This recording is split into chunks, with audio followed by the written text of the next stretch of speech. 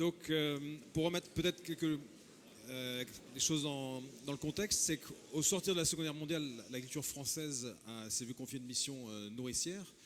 Et finalement, mission accomplie, on a une grande puissance exportatrice, on rivalise avec le gigantisme sud-américain ou des pays comme l'ex-Union soviétique. Ensuite, on sait que cette révolution verte, cette modernisation, elle s'est accompagnée de certains dégâts environnementaux. Et aujourd'hui, on demande à l'agriculture non seulement d'assurer cette fonction nourricière et même stratégique, on lui demande d'aller plus loin, on lui demande de réparer presque le climat. On sait qu'elle a été la cause de 25% des émissions de gaz à effet de serre.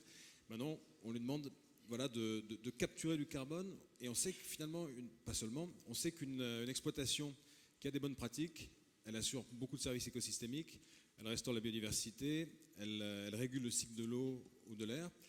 Donc, on sait aussi qu'une exploitation, elle a des contraintes, et que si on doit transitionner, c'est peut-être pas elle de porter tous ces coûts, certains risques. Et donc, comment on fait? Donc il y a un risque climatique, il y a un risque peut-être de marché qu'elle porte déjà. Ensuite, il faut le financer. Donc ici, à ce panel, on a finalement une belle palette de solutions. On a une société de gestion innovante, une banque traditionnelle qui a un maillage territorial fort dans tous les territoires agricoles de France, une ONG et aussi CEPOL qui est le leader finalement de la transformation, de la trituration de graines oléagineuses en France. Donc je pense que c'est intéressant de déjà proposer vos solutions, nous expliquer qu'est-ce qu'on fait pour accélérer cette transition agricole, quelles sont les solutions qui sont déjà existantes. Et voilà, et dans cette année olympique, comment on fait pour aller plus vite, plus loin, plus haut, et pour vraiment accélérer, ce qui est le sujet de notre table ronde. Donc je propose de commencer par Jérôme. Donc CEO de Swen, l'ordre était déjà donné. À toi. Et on est un peu contraint par le temps.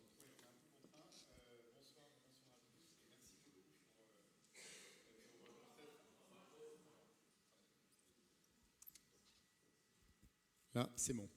Bonsoir à tous. Merci Martin, Boris pour cette invitation. Donc Swen, c'est effectivement un fonds d'investissement engagé de longue date, avec une proposition d'investissement qui repose sur méthodologie scientifique, des partenariats robustes et puis des équipes d'experts à l'investissement qui sont dans cette salle, mais également en ESG. Tout à l'heure, on en parlait, j'écoutais la précédente table ronde. Vous voyez, chez Swen, on est une centaine de collaborateurs et on a 10 personnes qui sont dédiées au sujet ESG, au sujet d'impact, parce que on l'a vu, c'est extrêmement complexe et si on veut ne pas faire de greenwashing, eh bien, faut investir en moyens humains, en outils, et on doit travailler tous en écosystème. Alors, plus particulièrement nous sommes très impliqués sur le sujet de l'agriculture, parce qu'évidemment, il doit y avoir une transition vers des modèles qui soient raisonnés, des modèles durables. Et aujourd'hui, il y a urgence et c'est crucial. Alors, et d'ailleurs, chez Swen, notre conférence du mois de juin, vous voyez, le thème, c'était la régénération. On a abordé le sujet de l'agriculture et d'ailleurs, nos amis de GreenPod participaient à cette conférence. Alors, très concrètement, chez Swen, on a créé des fonds depuis 2019 qui sont orientés vers cette transition agricole. Je vais vous citer 2 exemples. Premier exemple, on a lancé un fonds qui s'appelle Maïf Transition, donc qui a été sponsorisé par la mutuelle d'assurance Maïf pour investir dans l'agri-énergie et en faire un modèle très large. Et particularité, on a créé un fonds qui a une durée de vie d'un peu plus d'une 30aine d'années. Les fonds d'investissement, généralement, c'est 10 ans, c'est court terme. Là, on s'inscrit vraiment dans la durée pour accompagner des projets d'agri-énergie. Et typiquement, Martin en a parlé tout à l'heure, on a accompagné GreenPods dans leur projet de la Grande Jarre. C'est un projet absolument remarquable. Et ce qui est hyper intéressant, c'est que c'est un projet qui est porté par des jeunes. Nous, notre objectif, c'est vraiment d'accompagner les agriculteurs dans la transformation dans le bio. Et c'est évidemment permettre, effectivement, souvent l'acquisition de terre parce que ça coûte cher. et d'accompagner également, de financer les outils mécaniques. Donc avec ce fonds-là, on s'inscrit vraiment dans l'accompagnement des agriculteurs pour transformer leur modèle. Ce fonds, il est vraiment unique et il a pu se matérialiser grâce à un ensemble de partenaires et notamment la Maïf. Un deuxième exemple que je voulais donner, toujours qui date depuis 2019, donc vous voyez, ça fait 4 ans qu'on est vraiment en travail sur l'ensemble de ces sujets chez Swen. On a lancé un fonds dédié à la décarbonation du secteur du gaz. Donc, on a constitué une équipe, on investit dans la méthanisation, dans l'hydrogène vert. Donc là, l'avantage, il est le même. C'est toujours d'utiliser les déchets pour produire du gaz vert. Donc, c'est offrir aussi une rémunération plus importante aux agriculteurs. Donc, on travaille avec eux, vraiment dans cette optique-là. Et pourquoi je vous en parle? Parce qu'on parle de transition agricole, c'est que le résidu, qu'on appelle le digestat, c'est un biofertilisant. Et donc, ça remplace des engrais chimiques. Et donc, les agriculteurs peuvent en bénéficier. Donc, il y a énormément d'avantages et on travaille vraiment dans cette économie circulaire. Donc ça, c'est 2 exemples concrets de ce qu'on a mis en place chez Swen. Alors, ça a commencé en 2019. Ça a été une première étape de créer ces fonds. Aujourd'hui, on veut aller beaucoup plus loin. Et il se trouve qu'on a publié notre politique finance durable au mois d'avril. On met un droit de veto à l'ESG dans toutes nos décisions d'investissement. Donc ça, vous voyez, on est vraiment dans une démarche très engagée. Et on a publié notre politique nature au mois de juin dernier. Pourquoi ? Parce que jusqu'à présent, on avait notre stratégie climat qui qui suivait la COP 15, on l'a mis en place à ce moment-là, quelques années après. Et on a voulu publier une politique nature parce que aujourd'hui, et je pense qu'on en est tous convaincus dans cette salle, il y a une interdépendance entre l'érosion de la biodiversité et le réchauffement climatique. Donc, on a voulu vraiment aller beaucoup plus loin dans notre démarche. Et ça veut dire quoi? Ça veut dire qu'on va mettre dans nos sélections de fonds, on met en place des scorings. Ça veut dire qu'on renforce nos due diligence en matière d'investissement direct. Et donc, ça veut dire quoi? Ça nous oblige à penser, à agir et à investir de façon complètement différente. Et aujourd'hui, c'est absolument la clé. Moi, mon rêve, c'est que dans quelques années, d'ailleurs, je ne vous ai même pas parlé des encours qu'on gérait, je vous ai simplement dit on a une centaine de personnes et qu'on puisse parler en termes d'impact. C'est quoi l'impact qu'on a concrètement? Et donc, je vais essayer de tenir, parce que c'est vrai que je m'arrête après. La dernière chose en matière de nature, c'est qu'on vient de passer société à mission au sein de Swen. Donc ça a été un travail itératif qui a été mené avec l'ensemble de nos équipes. C'est absolument clé. Vous voyez, la raison d'être de Swen, c'est de réaliser des investissements au service de la nature. Donc ça va être une transformation profonde de nos modèles. Et moi, je crois vraiment que c'est l'histoire, en tout cas des fonds d'investissement. On est en train de vivre un basculement et ceux qui ne prennent pas ce virage-là n'existeront plus. Et tant mieux, parce que de toute façon, on n'a absolument pas le choix. Il faut vraiment s'inscrire dans cette démarche-là. Et donc, la transition agricole et ce que font Boris et Martin est absolument remarquable, s'inscrit dans les modèles qu'on veut financer demain. Et pour Swen, cette démarche-là est une priorité. Et c'est une priorité et on peut le faire parce que au sein des équipes, on a des personnes qui sont extrêmement compétentes, expertes, comme je le disais, sur ces sujets-là. Emmanuel Simon, Maurice Pignard qui sont dans la salle ou Julie Olivier. Et grâce à eux, grâce à leurs équipes, eh bien, on peut aller dans cette direction. Voilà. Oui.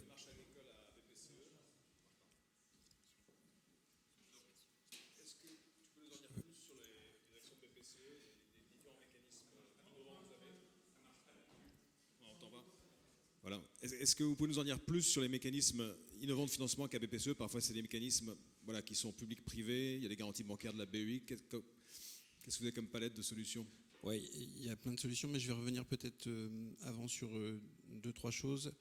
Le groupe BPCE est composé et détenu par les banques populaires et les caisses d'épargne. Banque populaire, c'est 14 banques régionales qui couvrent la France et que la France, et qui ont une raison d'être, c'est qu'elles n'existent que s'il y a de l'économie sur leur territoire et que s'il y a de la valeur créée sur leur territoire. Donc forcément, c'est des banques qui sont dans le milieu agricole. Et aujourd'hui, nous, on a environ 110 000 exploitations agricoles, et moi j'ai 400 collaborateurs, 450 à peu près, qui travaillent tous les jours avec le monde agricole, qui sont au quotidien avec eux, et qui n'ont presque qu'une mission, c'est que tous les jours et encore demain, la production agricole et leur activité leur permettent de vivre et leur permettent de faire vivre leur famille. Ça, c'est un point essentiel dans notre activité. Et puis, en plus, si tous leurs investissements, ça permet également de faire vivre les artisans, les commerçants des territoires, c'est clé. Donc, toutes les décisions, on essaie de les prendre comme ça. Et je crois qu'une partie des décisions des agriculteurs sont également prises autour de ça. Un, leur revenu personnel. Et deux, après, comment on fait pour encore aller plus loin demain. Donc ça, c'est clé. Après, nous, on a du dispositif pour accompagner le quotidien des agriculteurs et aussi pour les aider à aller plus loin pour voir après quels sont les enjeux de demain. Et aujourd'hui, mais je pense qu'on a parlé de grands groupes, on est dans la même approche que lorsque vous annoncez un changement de direction dans votre entreprise. C'est-à-dire qu'il y a une chose dont on a tous peur individuellement, c'est la peur du changement. Et donc il y a des mots, il y a des choses qui font peur quand notamment c'est votre revenu tous les jours. Et je pense qu'il ne faut jamais oublier ça dans la façon dont on va évoquer, parce qu'on arrivera à faire la transition et on accélérera que si, allez, je vais schématiser, il y a 300 000 agriculteurs, que si on en a 290 000 qui agissent et qui œuvrent. Sinon, le challenge, il est perdu pour nous tous. Donc il y a un enjeu à sauver l'agriculture, moi je le pense et j'en suis persuadé. À travers ça, on a des outils, nous, une fois qu'on a dit ça, ça ne suffit pas de dire on est là observateur. Donc on a des outils pour financer l'agriculture, pour les aider au quotidien, qui sont des outils de financement, qui sont le premier niveau, où on va dire on va financer tel dispositif. Ensuite, on va faciliter l'accès au crédit. C'est notamment des dispositifs de garantie pour éviter le recours aux garanties personnelles des agriculteurs et donc permettre qu'un projet soit économiquement viable, c'est la base. Si le projet n'est pas économiquement viable, il n'a aucun intérêt. Alors après, dans l'économie, il y a plein de sujets, c'est-à-dire que ça peut être un intérêt pour le territoire, un intérêt plus global, mais en tout cas, il doit y avoir un sujet économique derrière ce projet-là. Donc économiquement viable. Donc du coup, par contre, on peut, avec des dispositifs de garantie, là effectivement, il y a le Fonds européen d'investissement qui peut nous aider via des dispositifs de garantie à faciliter l'accès au crédit. Et du coup, nous, moins prendre de garantie personnelle sur le projet qui est présenté, moins prendre de garantie personnelle pour le projet qui est présenté, ça veut dire aussi demain, quand on a un coup dur sur un agriculteur, et il y en a de plus en plus, des aléas, les aléas climatiques, les aléas de revenus. Je faisais un petit bilan l'autre jour sur des pas de 10 ans, il y a 20 ans, donc sur la période de 10 ans, 90-2005, la variabilité d'un céréalier était de 16% de son revenu. Sur la dernière décennie, la variabilité d'un céréalier, son revenu, c'est de 64%. Imaginez votre salaire varié de 64%. Donc nous, on a des dispositifs pour accompagner ces aléas. Tout simplement, à un moment donné, on est là pour dire, ouais, il y a le projet qui est viable, on a pris un dispositif FEI, et puis quand il y a un aléa, effectivement, on va l'accompagner, et là, on va travailler avec les autres dispositifs du quotidien qu'on a. Donc il y a ces sujets-là. Et puis après, on a aussi des sujets d'incitation, parce qu'également, en tant que grand groupe, comme les grands groupes qu'il y a eu, on a un devoir d'agir, de permettre à tous nos clients d'aller peut-être plus vite sur ce sujet environnemental et sur ce changement environnemental et sur cette transition et sur la prise en compte, parce qu'on a la chance de pouvoir faire un certain nombre d'études d'impact. On a la chance de pouvoir engager des budgets pour avoir une lisibilité sur peut-être ce qu'il faut faire. Et donc, on a la possibilité, par exemple, de bonifier en termes de taux d'intérêt, donc prêter moins cher à un client s'il va financer tel ou tel matériel. Donc, c'est des dispositifs qu'on a créés, nous, en interne, où on a pris une liste de matériel avec nos experts conseillers. On s'est dit, ça, on pense que c'est intéressant, que ça a un impact positif pour l'agriculteur, que ça a un impact positif pour l'environnement. Donc, on fait une liste verte. Ça ne veut pas dire qu'on financera peut-être pas l'autre truc, parce que individuellement, pour un agriculteur, il y a un autre matériel qui pourrait être pertinent. Mais en tout cas, cette liste de matériel qui vraiment montre qu'il y a un impact, on va permettre d'y accéder et inciter d'y accéder un peu plus facilement en réduisant le taux. Donc ça, c'est effectivement un premier levier qu'on a. Et puis après, on a des aides directes, des aides également à la communication, parce que je ne sais plus à qui a parlé de modèle, mais et j'étais l'autre jour à une conférence sur les femmes en agriculture.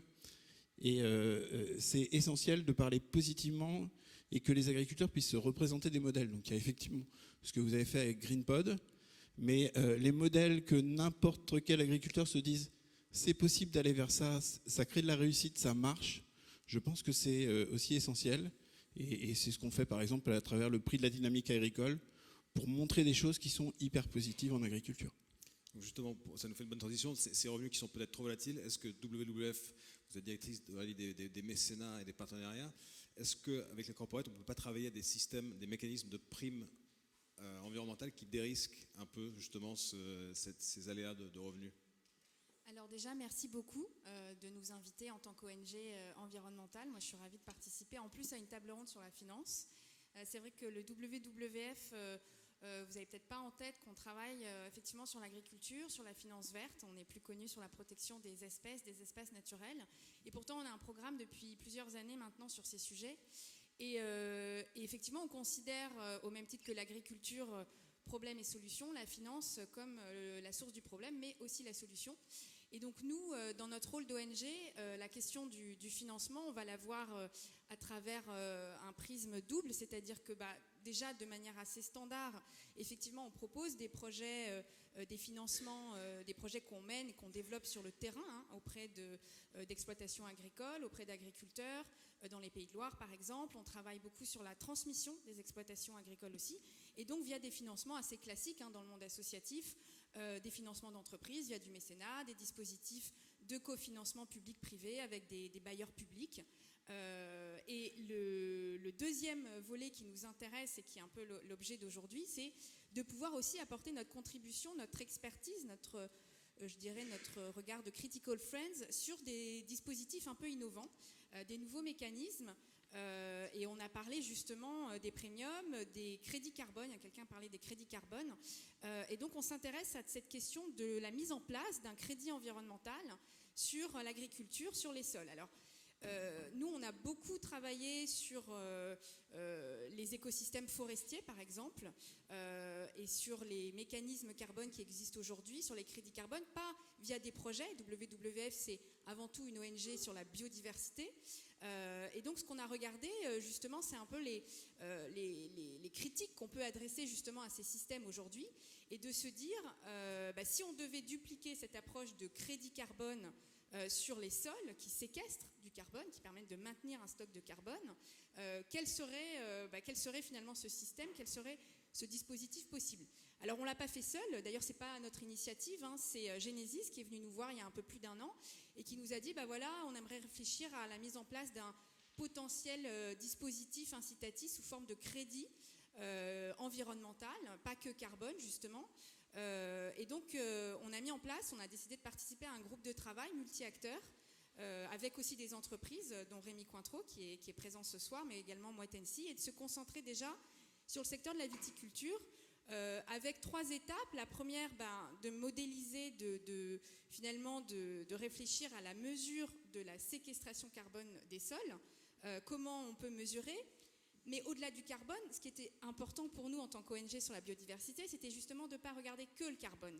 Avec les travers qu'on a connus et les biais que ça peut apporter, c'est de regarder les autres bénéfices et notamment les autres services écosystémiques rendus par des pratiques qui sont mises en place par les agriculteurs pour le maintien de la bonne santé des sols et donc sur des enjeux de maintien de la biodiversité, de la qualité de l'air, la qualité de l'eau. Et ça, c'était très important de pouvoir nous l'intégrer pour justement ne plus parler de crédit carbone, mais de crédit environnemental au global. Ensuite, on a fait une analyse économique pour regarder, bien sûr, si on mettait en place ce dispositif, comment il pourrait être complémentaire aux dispositifs existants, aux dispositifs légaux, il y en a beaucoup. Et d'ailleurs, on a conduit cette étude avec Hectare, qui nous montre très clairement que l'additionnalité, on parlait d'additionnalité tout à l'heure, sur la mise en place de ces pratiques par les agriculteurs, elle va coûter très cher. Donc la question du financement, elle est clé.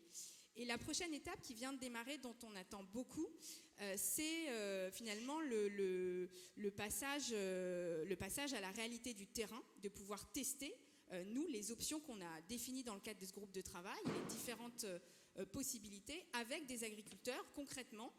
Et là, on a la chance d'avoir une trentaine d'agriculteurs qui ont accepté de jouer le jeu via justement les entreprises qui font partie du groupe, Moët Hennessy et Rémy Cointreau, pour regarder in fine si on mettait en place ce type de dispositif, voilà, qu'est-ce qui marcherait, comment pourrait être la répartition. Et ce qu'on voit nous au WWF, enfin ce qui est important pour nous sur ces sujets, je l'ai dit, c'est d'avoir ce prisme, pas que carbone. Je vais même aller un peu plus loin, être un peu provocatrice. En fait, c'est parce qu'on va préserver la biodiversité, c'est parce qu'on va mettre en place des mesures de protection de la biodiversité qu'on va séquestrer du carbone. Et ça, c'est valable pour tous les écosystèmes. On travaille beaucoup sur les forêts, mais pour les sols, ça va être la même chose. Le travers des marchés carbone aujourd'hui, un des premiers travers, et des crédits carbone tels qu'ils existent, c'est qu'on a regardé d'abord le carbone. Alors, c'est pas pour jeter la pierre à ceux qui ont développé ça, c'est qu'au début, le changement climatique a été le premier challenge qui a été adressé par les entreprises et par les acteurs. Mais aujourd'hui, on se rend compte que, en fait, il faut avant tout penser aussi biodiversité. Et puis le deuxième point, je finirai là-dessus, c'est ces fameux services écosystémiques que nous rend gratuitement la nature. Sans monétiser la nature, l'intérêt d'un crédit environnemental aussi pour nous, c'est de se dire comment on donne une valeur finalement à ce capital naturel. Aujourd'hui, notre système économique, il est hors sol. Il reconnaît le capital travail, le capital financier, mais notre capital naturel n'est pas intégré dans notre modèle économique. Et donc, comment on lui donne de la valeur? Et nous, on réfléchit, on a déjà testé une approche qui s'appelle les paiements pour services écosystémiques, PSE, vous en avez peut-être entendu parler, sur des écosystèmes forestiers. On se dit, mais on pourrait très bien l'appliquer aussi sur les sols. Et ça a d'ailleurs été testé dans d'autres pays du monde, puisqu'on est présent un peu partout dans le monde, sur ce qu'on appelle des PSE agricoles. Je m'arrêterai là, mais je serais ravie d'en discuter avec vous par la suite. Et bien justement, je pense que maintenant on peut demander un exemple concret à Christophe, qui avec CEPOL parle à des agriculteurs tous les jours et qui leur assure des débouchés industriels et qui regarde toujours l'offre et la demande pour faire en sorte que justement ces revenus soient là, concrets et lissés, et qu'il y ait de la visibilité sur son assolement. Donc quand on fait on regarde ce qui se passe chez CEPOL, on voit que vous payez des primes jusqu'à 80 € la tonne, ça dépend des cultures. Est-ce que vous pouvez nous expliquer comment ça fonctionne ? Alors, je pense que toutes les interventions précédentes m'ont ouvert la voie sur un certain nombre de sujets là, qui me restent à peut-être éclairer. Le premier, c'est peut-être celui, je pense qu'on a tous maintenant la conviction que la transition agricole, ça coûte. Enfin, c'est pas, Chuck, merci pour ta remarque tout à l'heure. C'est vrai que pour passer d'un état stable à un autre état stable, on appelle ça une transition, il faut mettre de l'énergie. C'est vrai en chimie, c'est vrai dans beaucoup de domaines, et ce sera vrai aussi pour l'agriculture. Donc ce financement aujourd'hui de la transition agricole, il est indispensable. Et c'est clair que tout ce qui a été décrit, et je pense que moi je vois aucune opposition dans tout ce que j'ai pu entendre entre les logiques qui nous conduisent justement à nous engager dans cette transition, tout ce que j'ai pu entendre laisse à penser qu'on est tous assez d'accord sur ce besoin de financement. Ensuite, l'autre question qu'on a posée depuis le début, c'est un peu qui paye. Est-ce que c'est l'actionnaire, le contribuable, le consommateur? Est-ce que c'est nos enfants? Est-ce que c'est ailleurs? Voilà. Donc, toutes ces questions-là ont été adressées à un moment donné. Alors moi, j'ai la chance d'appartenir à une entreprise qui n'est pas cotée, qui est le groupe Avril, qui a été fondée par les agriculteurs pour justement assurer la transformation des graines de colza et de tournesol dans un but au départ qui était celui d'abord de l'autonomie protéique, de se soustraire à notre dépendance au soja américain, qui est plutôt brésilien d'ailleurs aujourd'hui. Et il se trouve que derrière cette stratégie de développement, notamment des cultures de colza et de tournesol en France puis en Europe, on est devenu un leader des biocarburants. Lesquels biocarburants ont d'abord été vus comme un moyen d'occuper ce qu'on appelait des jachères énergétiques, pour ceux qui sont de ma génération.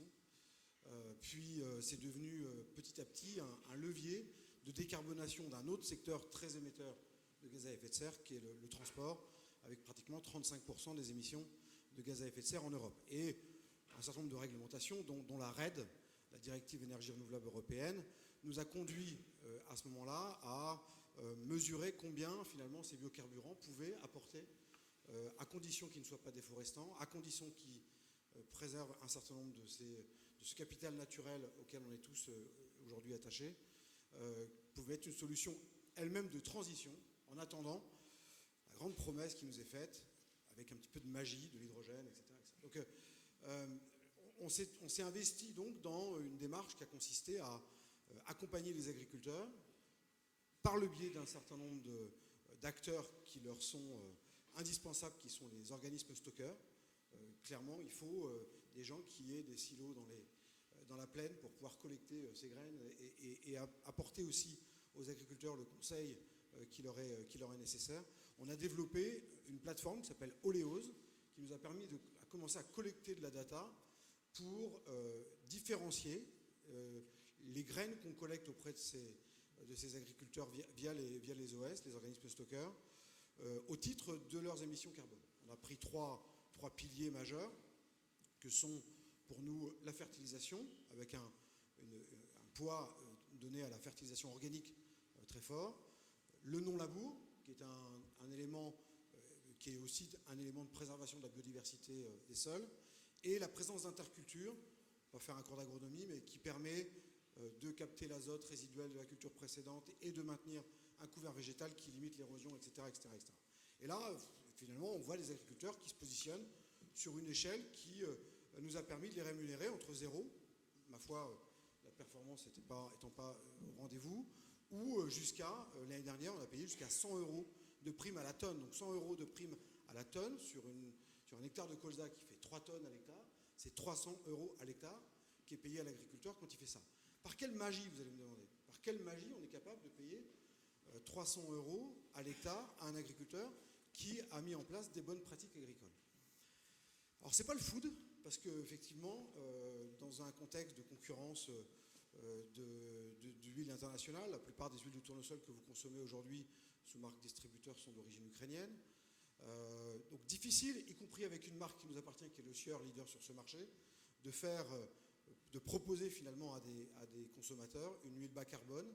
Par contre, on a un autre débouché qui est celui, je vous en ai parlé, du biocarburant, qui, du fait des réglementations qui ont été mises en place au niveau européen, ont fait que 2 pays en particulier, je pense à la Suède et à l'Allemagne, ont appliqué en fait cette RED sous la forme d'une réduction de gaz à effet de serre. L'objectif n'est pas un objectif d'incorporation en volume, mais bien d'une efficacité de ce que le biocarburant doit abaisser les émissions de gaz à effet de serre du mélange qui est mis à disposition du consommateur.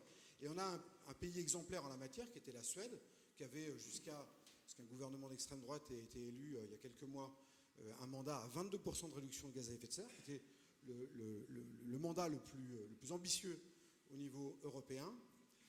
Et ce pays, en fait, nous a permis de pouvoir flécher ces colzas bas carbone qui rémunéraient donc, parce que pour un pétrolier suédois, finalement un colza bas carbone, j'en mets moins qu'un colza moins vertueux, et donc je suis prêt à payer une prime pour pouvoir mettre ce colza bas carbone. Et donc c'est cette prime qu'on est allé cascader à l'agriculteur dans le cadre de ce programme qu'on a mis en place.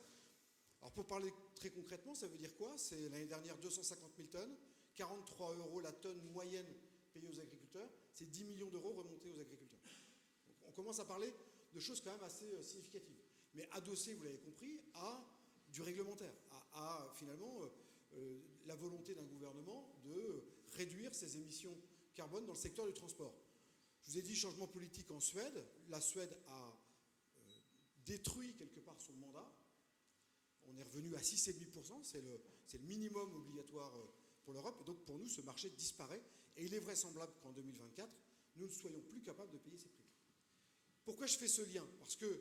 Et pourquoi la Suède a baissé cette ambition bas carbone sur les transports par le recours aux biocarburants bas carbone, parce que ça fait 40 centimes à la pompe. Donc on voit bien qu'à un moment donné, on retombe sur la question qui paye.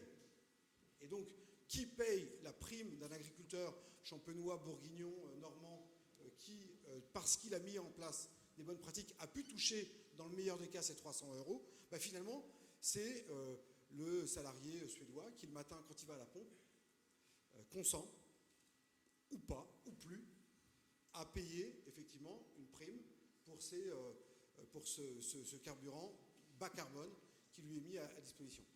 Donc je n'ai pas du tout l'ambition de répondre à tous les sujets qu'on a traités aujourd'hui, mais vous voyez que je pense qu'il y a un vrai enjeu qui tourne autour aussi des usages parfois non agricoles de ces productions ou de ces coproductions de produits agricoles. Pour finir peut-être sur le food ou sur la chimie, on a parlé de L'Oréal. C'est vrai qu'on a parlé forcément de la CSRD, on a parlé des contraintes réglementaires, des contraintes de reporting extra-financier qui sont mises sur les boîtes. On voit bien que des gens comme Carrefour annoncent de manière publique, ça ne vous a pas échappé certainement, qu'un certain nombre de leurs fournisseurs qui ne seraient pas finalement dans la trajectoire carbone proposée par le GIEC dans le cadre d'une mesure qui est le SBTI, qui doit être en fait une espèce de référence à laquelle on doit tous se conformer, pourraient ne plus trouver leur place dans les rayons des supermarchés. Donc, fiscalité, contraintes réglementaires, finalement, accès au marché limité par l'incapacité à être capable de finalement se conformer à des exigences d'un distributeur ou pourquoi pas d'une réglementation qui pourrait être mise en place en faveur d'une alimentation bas carbone, sont des pistes, mais qu'on a besoin d'explorer plus avant pour pouvoir continuer à aller chercher ces moyens de cette transition agricole. Juste pour finir, Oleos va être une petite année, cette année je vous l'ai dit, 2025 on a l'intention de repartir à la conquête de nos marchés. La RED 3, qui est la nouvelle version de la directive européenne sur les énergies renouvelables, nous promet quand même que l'impact gaz à effet de serre va être important. Et on fait le pari que l'ensemble des pays européens, à un moment donné, prendront en compte cette dimension de réduction de gaz à effet de serre dans l'application de la RED, et que c'est à nouveau une opportunité pour nous. Donc on va investir, et on le fait d'ailleurs avec un certain nombre de nos partenaires du secteur agricole. On investit aujourd'hui, on met un ticket pour préempter quelque part ces agriculteurs qui, engagés dans la transition agricole, seront demain nos fournisseurs pour répondre à ces enjeux de compliance finalement sur des réglementations européennes. Un grand merci à tous. Est-ce qu'on peut prendre 2 questions? Je crois qu'après on a une clôture.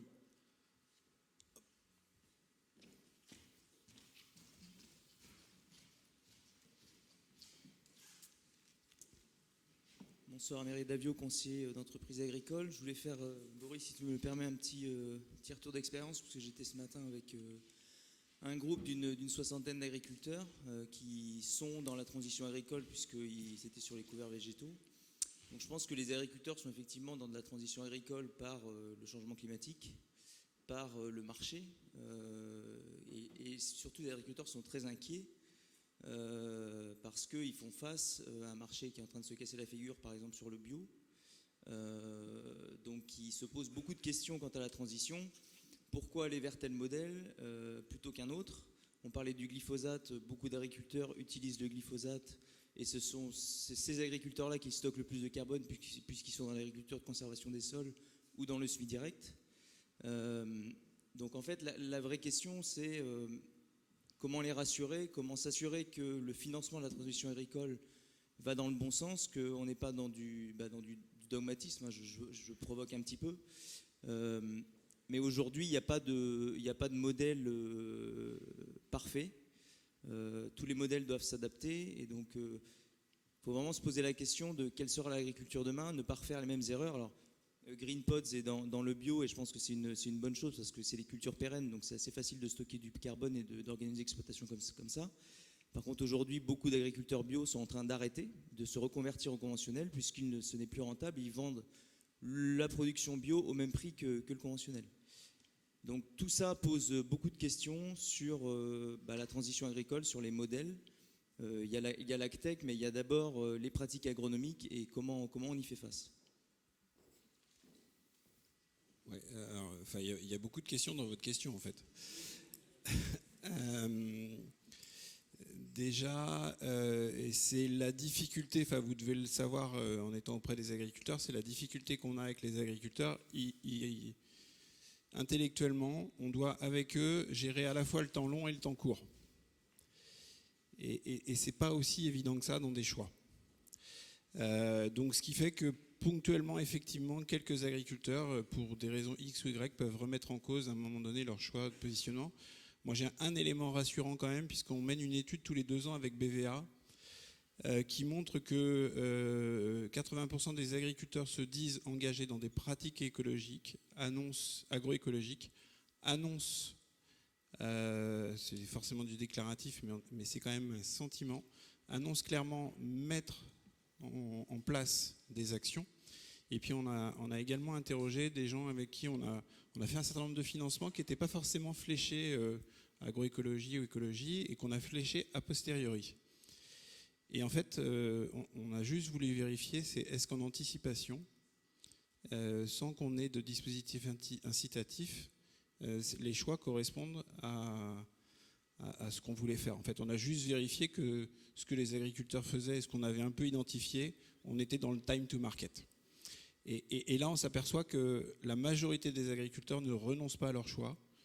Ils font des choix, et notamment des choix d'investissement, en fonction d'une stratégie d'entreprise, et que très souvent, cette stratégie d'entreprise est largement mûrie avec les acteurs, les coopératives, les acteurs du conseil autour des agriculteurs, et que dans une majorité des situations, ils ne remettent pas en cause ce choix qui est un temps long. Encore une fois, moi j'ai un ami qui en parle souvent, un agriculteur n'a que 30 fois la possibilité de faire une expérimentation. C'est-à-dire qu'une fois par an.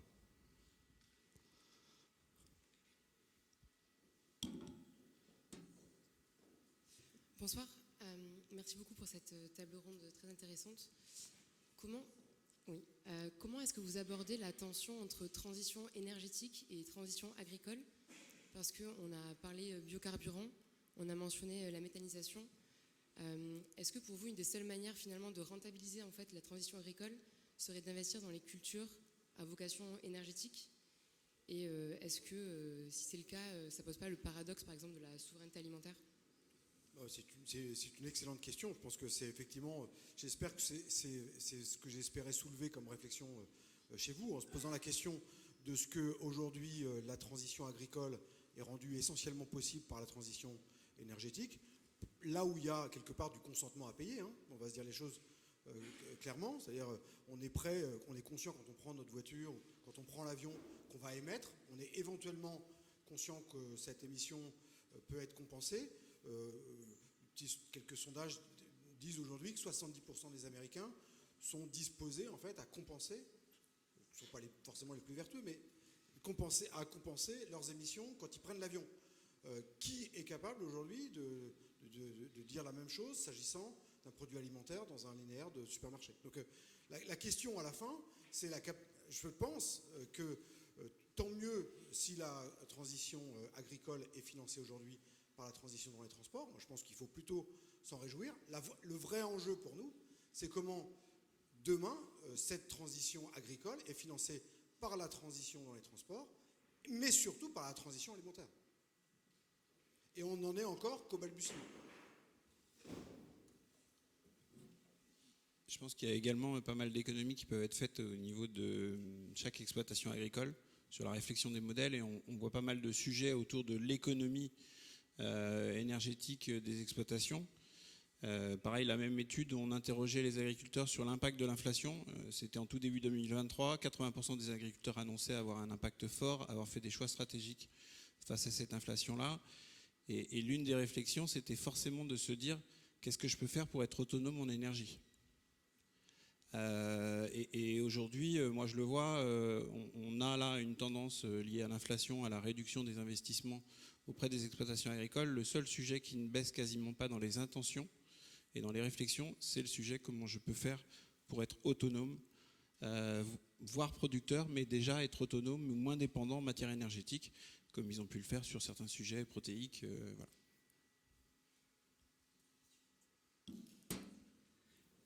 Peut-être une dernière question, si on peut se permettre, merci.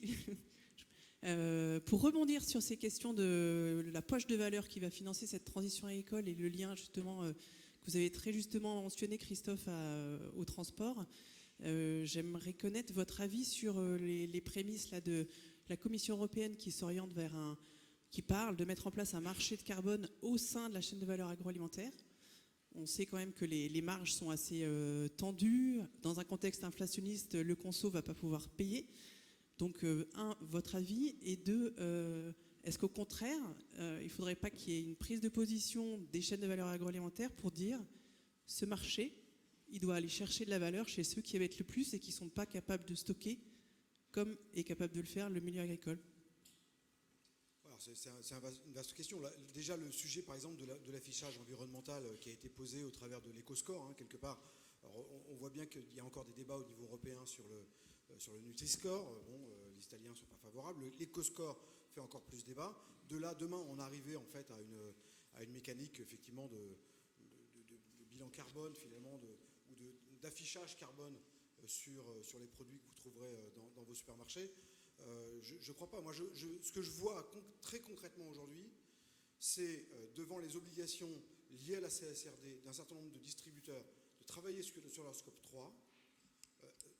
Je pense que là, on a une espèce de déclic qui pourrait, en fait, à un moment donné, obliger l'ensemble des acteurs à l'amont de faire leur ACV et de venir avec des propositions pour rester sur le linéaire. Mon sentiment aujourd'hui, c'est qu'il y a réellement des enjeux de droit en fait à exister pour des entreprises qui ne prendraient pas à bras le corps la question de leur empreinte carbone et de sa mesure et de son affichage. Je pense que ce sera la dernière question parce qu'on va être un petit peu court en termes de délai. Exactement. Très rapidement. Et je propose de donner... Bonsoir à tous, Kylian pour le groupe Danone. Merci beaucoup pour cette table ronde. Je vais rester dans les questions un peu provocantes. On est tous d'accord sur le constat. Il faut transitionner, il faut la financer. Tout le monde doit la financer, industriels, distributeurs, consommateurs, pouvoir public. Moi, je suis assez persuadé que les cofinancements publics-privés ont un rôle majeur à jouer dans cette transition. Ma question va être simple. Aujourd'hui, finalement, on a les freins, désirabilité, assurer les surcoûts, les prises de risques, assurer les investissements matériels, végétaux, j'en rajouterais même deux, assurer une montée en compétences du réseau technique et aussi peut-être envisager l'interconnexion en tout cas des exploitations agricoles à l'échelle régionale. La question elle est celle-ci, c'est est-ce qu'aujourd'hui vous avez des propositions concrètes de création de nouveaux outils, en tout cas de nouveaux mécanismes publics-privés à me suggérer, puisque je participe via un grand groupe de l'agroalimentaire qui a de l'argent aussi à investir dans cette transition. Et je rajouterai une petite question sous-jacente, mon collègue ici à gauche la pose, mais cette question en fait elle s'adresse aussi aux agriculteurs. Et la question de savoir est-ce qu'il y a des agriculteurs dans la salle, combien ils sont, et peut-être eux aussi ont la réponse. Merci. Moi j'ai des vrais doutes sur l'impact, la répercussion d'un prix sur le consommateur. Et on le voit par exemple là avec les réactions face au bio, où en cas de crise, on a une forme de retournement vers une alimentation. Et malheureusement, c'est les quelques euros que vous avez dédiés à l'alimentation qui subissent un peu l'amortissement lié à l'inflation. Et donc on se retourne vers des produits un peu plus basiques. Pour autant, tout le monde croit, et je pense que c'est la majorité des gens, il faut faire quelque chose pour lutter ça. Et c'est pour ça que moi je ne pense pas trop au prix. Par contre, dans ce qui a été cité, et notamment au travers des paiements pour services environnementaux, qui peuvent reconnecter, vous le disiez, le territoire, une entreprise sur son territoire, des agriculteurs, une façon de faire qui est aussi dans une logique française, parce que l'une des spécificités de l'agriculture française, c'est que c'est une agriculture de territoire. L'agriculture du Massif central ne ressemble pas à celle de la Beauce, ne ressemble pas à celle du Gers. Donc les solutions ne sont pas exactement identiques, les entreprises qui sont présentes ne sont pas exactement identiques, et puis les acteurs, parce que vous en avez parlé aussi, n'ont pas tout à fait les mêmes envies. Donc je crois beaucoup à ça. Après, il faut réussir à le faire accepter, mais donc il y a une façon dont on amène le sujet. Attention, les agriculteurs restent quand même sensibles aux subventions parce qu'ils ont connu pas mal d'allers et retours dans tous les sens. Donc c'est un vrai sujet de sensibilité. Ils ont été aussi largement critiqués pour toucher toutes ces subventions-là. Et donc il y a une vraie sensibilité autour de ça. Donc de la façon dont on va amener ça, c'est un vrai sujet, je pense. Mais je crois qu'il y a quelque chose autour de ça. Et notamment aussi parce qu'il y a une des difficultés d'un agriculteur, et on en parlait sur ton exploitation, hein, c'est aujourd'hui, il y a de moins en moins d'agriculteurs, il y a de moins en moins de main-d'œuvre en agriculture. Comment on fait, quoi ? Et juste pour rebondir, effectivement, une des solutions qu'on évoquait sur les paiements pour services environnementaux, après la question c'est qui paye du coup ce paiement, ce service.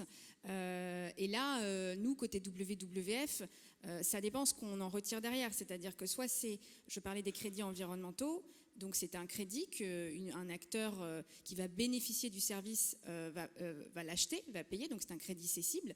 Mais on a aussi, nous, des démarches d'ailleurs de mécénat, où en fait le PSE, il est financé par des entreprises, mais en mécénat, c'est le cas d'un fonds qu'on a lancé qui s'appelle Nature Impact sur les forêts. Et on pourrait très bien se dire qu'on le duplique sur l'agriculture et sur les sols. La réponse, elle n'est pas unique. En fait, le financement, il doit provenir. En fait, chacun a sa part de responsabilité. L'État peut pas tout supporter, ça a été dit. L'entreprise peut pas tout supporter. L'agriculteur encore moins, ça c'est sûr. Les consommateurs. Et donc, c'est plutôt chaque outil, chaque dispositif, par typologie d'acteurs. Et les premiers concernés, donc les agriculteurs, évidemment, il faut le construire avec eux. C'est pour ça que nous, dans le groupe de travail, on n'a pas imaginé inventer nos recommandations sur un dispositif ad hoc sans faire ce test avec les agriculteurs. Sinon, ça n'aurait pas de sens. Et en plus, je rajoute quelque chose, c'est que là, aujourd'hui, nous, on est sur la viticulture, donc c'est aussi très spécifique en agriculture. Aujourd'hui, on n'a pas du tout envisagé de le tester sur d'autres activités agricoles où ce sera encore différent. Donc le cheminement, il est long, mais en revanche, les outils, ils sont là. Et pour finir, moi, je voudrais dire aussi, on entend beaucoup qui va financer, comme si il n'y avait pas d'argent. Non, l'argent, il y en a. C'est vraiment comment on le répartit et sur quel modèle économique, avec quel outil.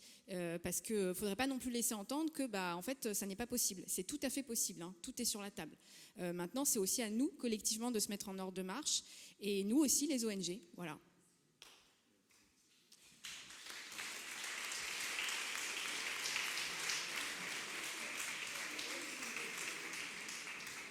Je propose de passer la parole à quelqu'un qui a une vision bien macro de l'agri. Julien de Normandier, aujourd'hui Chief Impact Officer de SWIP, et anciennement ministre de l'Agriculture. Donc, Monsieur le Ministre, c'est à vous pour clore les débats.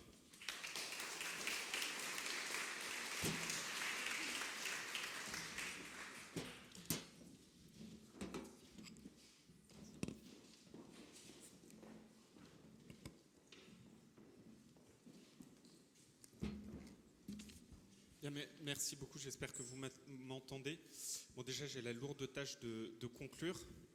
Je suis le dernier rempart entre vos chaises et le buffet qui semble fait de plein de produits du terroir et absolument délicieux. Donc je vais essayer d'être court, mais je voudrais d'abord vraiment remercier à la fois GreenPod et Genesis et l'ensemble des intervenants.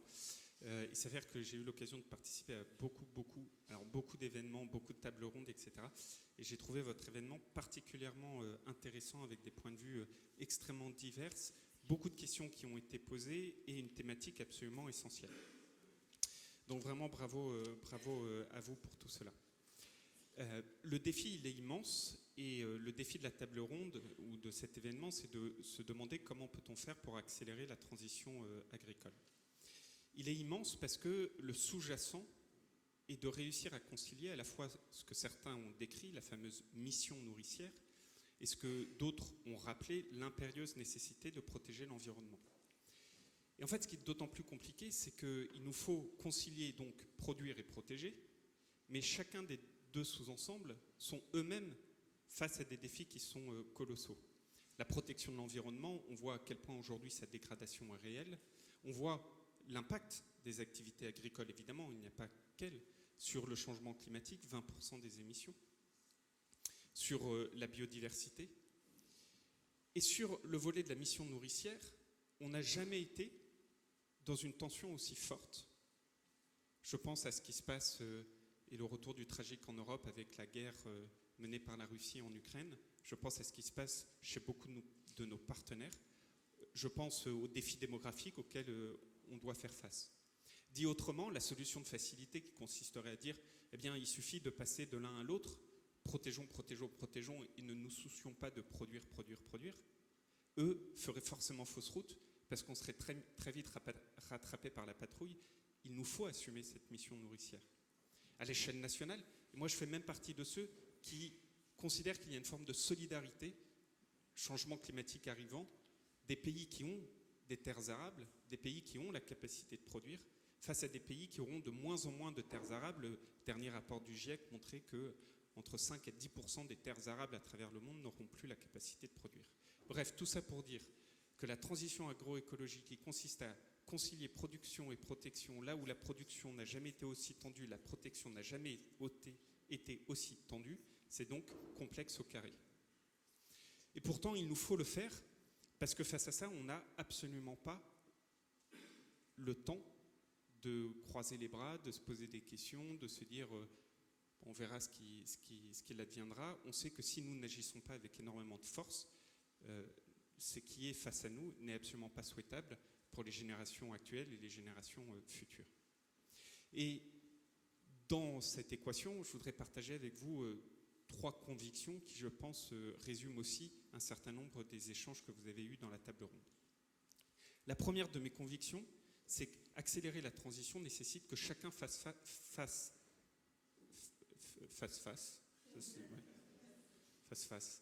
que chacun puisse faire face à ses responsabilités. Et je crois que la responsabilité, ça ne se partage jamais. Il faut que chacun puisse accepter sa propre responsabilité. Évidemment, j'ai été ministre pendant 5 ans dans l'agriculture, avant dans le logement. Les sujets du carbone qui aujourd'hui m'occupent dans mon activité professionnelle ont été au cœur de tous les sujets que j'ai eu à gérer. Je peux attester du fait que la responsabilité politique, c'est celle qui demeure la première des responsabilités. Je fais partie de ceux qui considèrent que la politique doit donner le chemin, doit créer le cadre, doit prendre les initiatives, doit guider l'action avec ambition, avec pragmatisme, avec cette vision jaurétienne, si je puis dire, de la politique, mais avec énormément de conviction et de force. Donc oui, la responsabilité politique, on en a parlé à travers de ces nouvelles réglementations, la CSRD ou d'autres sujets. Elle est absolument essentielle et jamais le politique ne doit se dédouaner de cela. Après, on peut être d'accord, pas d'accord, on peut considérer que ça va trop vite, pas assez vite, etc., etc. Mais le cadre, il est d'abord un cadre politique. La deuxième responsabilité, il ne faut jamais l'oublier, elle est quand même financière. Je travaille aujourd'hui sur un projet entrepreneurial dans l'environnement pour accompagner la décarbonation et je travaille également auprès d'un fonds d'investissement à impact. La première, sa société s'appelle Sweep, elle a été citée, le deuxième s'appelle Raise. La finance, certains ont dit par le passé, c'est notre ennemi. Vous voyez ce que je veux dire? Il y a quelque temps, j'ai publié « Et si la finance était peut-être notre ami ?» Pourquoi je dis ça? Alors vraiment sans naïveté aucune, avec beaucoup de lucidité. Simplement parce que si la finance n'est pas suffisante, elle est nécessaire. Sans finance, vous ne pouvez pas financer les projets, vous ne pouvez pas les réaliser. Figurez-vous que dans le domaine du climat, il y a tout juste 2 ans, un organisme qui lui aussi a été cité, qui s'appelle le CDP, a fait une évaluation de 27 000 milliards d'actifs sous gestion à travers le monde. 27 000 milliards. Devinez, sur ces 27 000 milliards d'actifs sous gestion, c'est-à-dire gérés par des financiers, combien étaient alignés avec l'accord de Paris, qui date aujourd'hui d'il y a 8 ans, et cette étude était il y a 2 ans. Donc 6 ans après l'accord de Paris. À votre avis, combien? Moins de 1%. Moins de 1%. Alors là, on peut se dire, que font les politiques? Pourquoi la réglementation n'a pas encore changé, etc., etc. Je veux dire, si chacun n'assume pas ses responsabilités, on n'y arrivera pas. Si le monde financier lui-même ne se dit pas, tout projet que je finance doit être conforme avec une vision à minima d'alignement avec l'accord de Paris, que cette génération, il en existe des fonds à impact. Il en existe. J'en côtoie, je travaille même auprès d'un. Si tout le monde ne se bouge pas en se disant il faut aller dans ce sens, on ne pourra y arriver. La troisième responsabilité, elle est dans la filière. Parce que j'ai parlé des politiques, du financier. Maintenant, il y a la filière, et notamment cette belle filière agroalimentaire. Je voudrais juste vous donner un exemple. Je suis ingénieur agronome de formation. Pardon si de temps en temps je suis un peu trop dans le technico-technique. Mais on le sait, sur un champ, la meilleure des choses, c'est d'avoir une diversité des espèces. Et même sur un champ de blé, vous pouvez avoir différentes espèces de blé. Alors, je vous l'accorde, une espèce de blé ressemble très fortement à une autre espèce de blé, et pour autant, ce sont deux espèces de blé différentes. Un meunier, on croit connaître ce métier, les fameux moulins, on va faire la farine, etc. En fait, les meuniers, ce sont des chefs d'orchestre. Ils prennent un ensemble de farines pures, ils les mélangent en les sortant des silos, et ils en font une composition de farine qui va vous donner la farine pour le croissant, la farine pour le pain tradition, la farine pour la baguette. Ces mélanges que les meuniers font dans leurs silos a imposé aux agriculteurs pendant des années, de cultiver sur leurs champs des mono-espèces de blé. Et les agriculteurs levaient la main en disant « Mais attendez, moi je veux bien faire différemment, mais vous m'imposez de faire ça. » Et comme c'était une mono-espèce, les champignons adoraient ça. Meilleur ami des champignons, c'est les mono-espèces. Adoraient ça, et donc on était obligé de mettre des fongicides. Un jour, il y a un groupe, il a témoigné, c'est Soufflé qui maintenant était chez InVivo. Ils se sont dit, bah tiens, on va faire un truc pour la filière. Au lieu de faire le mélange dans les silos, on va faire le mélange dans le champ. Et c'est-à-dire qu'ils ont donné aux agriculteurs plusieurs espèces de blé à planter dans un même champ, ce faisant, réduction significative des fongicides à utiliser par les agriculteurs. La filière, dans sa responsabilité, son partage de responsabilité est essentiel. Surtout que peut-être comme moi, quand vous étiez petit, vous jouiez au mistigri. Vous savez, ce mistigri, le jeu de cartes. Le but du jeu, c'est de surtout ne pas avoir la carte. Vous la repassez à votre voisin. Dans la chaîne agroalimentaire, la plus grande des pratiques, c'est le jeu du mistigri. C'est-à-dire que la réglementation que j'évoquais tout à l'heure, ou même les financiers que j'évoquais quand certains se bougent, qu'est-ce qui se passe ? La demande, ou le consommateur, la demande, elle arrive d'abord vers la grande surface, qui va dire à l'industriel, bon, moi j'ai une demande, j'ai le mistigri là sur l'épaule, tiens, je te le passe. L'industriel reçoit le mistigri, tout content, il dit, passe à mon voisin, l'agriculteur. Et l'agriculteur, au fur et à mesure des dernières décennies, se sont retrouvés avec des dizaines de mistigris sur l'épaule. Et quand vous en entendez certains vous dire, je n'y arrive plus, c'est tout simplement parce qu'ils sombrent sous le poids des mistigris. Ça peut paraître bizarre de le dire comme ça, mais je peux vous dire que c'est une énorme réalité. Donc, ce partage des responsabilités, il ne doit jamais s'opérer. Il faut toujours que chacun assume cette responsabilité. Le deuxième sujet, à mes yeux essentiel, c'est la question de la valeur. On en a parlé, vous l'avez évoqué. La valeur, aujourd'hui, est quelque chose qui, dans notre pays, ne prend pas en compte ce qu'on appelle les externalités positives, c'est-à-dire la protection du carbone ou la protection de la biodiversité. Aujourd'hui, vous n'arrivez pas à mettre dans la valeur des choses ces protections-là. Je vous donne juste un exemple que j'ai vécu, et pour ne froisser personne, je vais sortir de l'environnement et aller sur le bien-être animal. Vous savez peut-être, chaque année, en France, rien qu'en France, on broie 50 millions de poussins mâles. Pourquoi ? Parce que dans la production des poules pondeuses, celles qui vont donner les œufs, il s'avère qu'une poule, la nature étant ainsi faite, a autant de probabilité de faire un œuf qui va être une poule ou un mâle, et que les mâles de la race des poules pondeuses ne sont pas du tout des mâles dont la morphologie est propice à la consommation. Je ne rentre pas dans les détails morphologiques, mais vous voyez ce que je veux dire. Le but est de faire des œufs et pas de faire du blanc de poulet. Et donc, comme le disait Rousseau, cette inutilité, qu'on peut beaucoup questionner, très intéressant débat de Rousseau, mais cette inutilité a conduit notre pays, comme tous les autres pays, à broyer les poussins mâles. Quand j'étais ministre, à la demande de beaucoup, on a pris le sujet avec beaucoup de force. On s'est dit, on va arrêter cette technique. Bon, alors une fois qu'on vous a mis ça comme question, comment fait-on ? La première chose qui est absolument incroyable, c'est qu'on a réussi à identifier une technique pour aller identifier si un poussin est mâle ou femelle dans l'œuf. Comment vous faites ? Vous mettez un rayon et vous allez identifier la couleur de la plume, parce qu'il s'avère que la couleur de la plume d'un poussin mâle n'est pas la même que la couleur de la plume d'une future poule, sauf dans un cas, que ce qu'est la race des poules blanches, où là les deux sont blancs. Mais dans toutes les autres races, toutes les autres espèces, il y aura une possibilité d'identifier. Et donc, on va pouvoir tuer le poussin dans l'œuf. Cette expression populaire n'a jamais pris autant de sens. L'État prend sa responsabilité, investit dans le machinisme pour faire ce déploiement de tout cela dans ce qu'on appelle les couvoirs. 7 millions d'euros, l'État le finance au maximum qu'il peut. Ensuite vient la dernière question, mais il y a un coût de fonctionnement. Ce coût de fonctionnement, c'est-à-dire le fait d'utiliser ces machines, etc., c'est 0,5 centimes par œuf. Sur une boîte de 6 œufs, 3 centimes. Je réunis toute la filière, nos amis les distributeurs, les grandes surfaces, nos industriels, les agriculteurs, le couvoir. Je leur dis, il est assez logique qu'à la fin des fins, il y ait une répercussion de ce coût, de la valeur qu'on a créée, c'est-à-dire qu'on arrête de broyer les poussins mâles. Réponse des grands distributeurs, non.